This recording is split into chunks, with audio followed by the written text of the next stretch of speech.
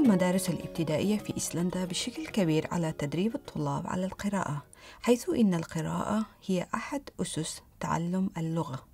يجب على الطلاب القراءة يومياً في كل من البيت والمدرسة من أجل تحقيق أفضل النتائج. من المهم جدا أن يتلقى الأطفال الذين هم من أصول أجنبية ولديهم لغة أخرى غير اللغة الأيسلندية تدريبا جيدا على القراءة، فهم بحاجة إلى المزيد من الفرص لاتقان اللغة الأيسلندية وتقوية لغتهم الأيسلندية. فهناك علاقة قوية بين المجتمع الأيسلندي واللغة الأيسلندية، والتحدث باللغة الأيسلندية يعتبر عاملاً مهماً للانتماء إلى المجتمع الأيسلندي. ولكن كيف يتم التدريب على القراءة في المدارس الابتدائية في أيسلندا؟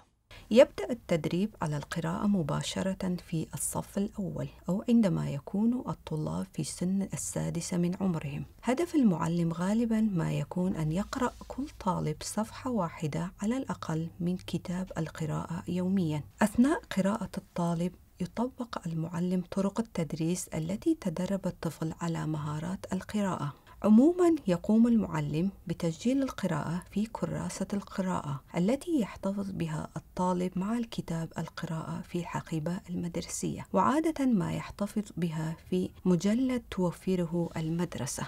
يرافق الطالب مجلد القراءة بين المدرسة والمنزل يومياً، وفي المنزل فإن مهمة الوالدين هي الاستماع إلى قراءة الطفل. من المهم أيضاً أن يكون ولي أمر مستمعاً نشطاً، وأن يبدي اهتماماً بالطفل والقراءة، ويشجع الطفل على الاستمرار وحتى مناقشة ما يقرأه. أظهرت الأبحاث أن العلاقة الجيدة بين المدرسة والمنزل هي من العوامل الرئيسية في رفاهية الطلاب من أصول أجنبية ومفتاح نجاح تحصيلهم الأكاديمي. هذا ينطبق بشكل خاص على تعلم اللغة والتدريب على القراءة. على الرغم من أن المدرسة تتحمل قدراً أكبر من المسؤولية، إلا أنه بإمكانكم كوالدين فعل الكثير عندما يتعلق الأمر باهتمام أطفالكم ونجاحهم في القراءة وتعلم اللغة الأيسلندية. يحتاج كل من الآباء والمعلمين إلى السعي لإيجاد سبل تواصل مريحة، وهذا من مصلحة الطفل. يعتبر رصيد المفردات اللغوية عنصراً مهماً في تعلم اللغة وتعليم القراءة، فكلما ازداد رصيد المفردات اللغوية عند الطفل ازداد فهمه للنص وسهل عليه القراءة. لذلك من المهم وبشكل خاص أن يقوم الأطفال من أصول أجنبية بتدريب مفرداتهم بانتظام، ويفضل أن يكون ذلك يومياً. توفر المدرسة التعلم المستمر للمفردات، ويتلقى الطفل دروساً أيسلندية خاصة في البداية، ومع ذلك يمكنك بصفتك أحد الوالدين مساعدة طفلك على التعلم خارج المدرسة وتنشيط تعلم المفردات.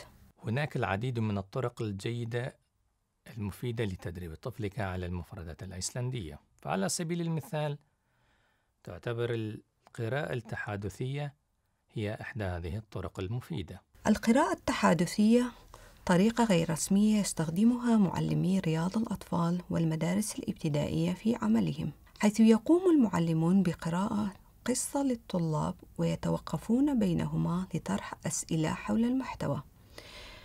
يحصل الأطفال على الكثير من الفرص للتحدث مع المعلم حول القصة.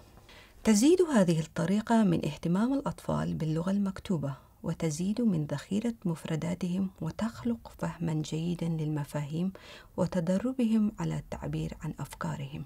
من خلال المحادثات يمكن للأطفال من أصول أجنبية تعلم الكثير عن المجتمع الأيسلندي. هناك طريقة أخرى لتعزيز تعلم طفلك للمفردات، وهي امتلاك مجموعة جيدة من كتب الأطفال في المنزل. المفردات في اللغة المكتوبة أكبر بعدة مرات من اللغة المنطوقة، وبالتالي يتعلم الطفل معظم الكلمات الجديدة من القراءة والاستماع إلى قراءة آخرين. أظهرت الأبحاث أن الأطفال من أصول أجنبية لديهم احتمالية أفضل لفهم القصص إذا كان بإمكانهم ربطها مع خبراتهم بعالمهم الخاص. من الجيد أيضاً وجود كتب أطفال في المنزل يعكس شخصية الأطفال بحيث يمكن للأطفال التفكير فيها. كتب الرسوم التوضيحية يمكن أن تساعدهم على القيام بذلك، لذلك من الرائع أن يكون لديك كتب للأطفال فيها رسوم توضيحية مبينة وممتعة تدعم النص جيداً.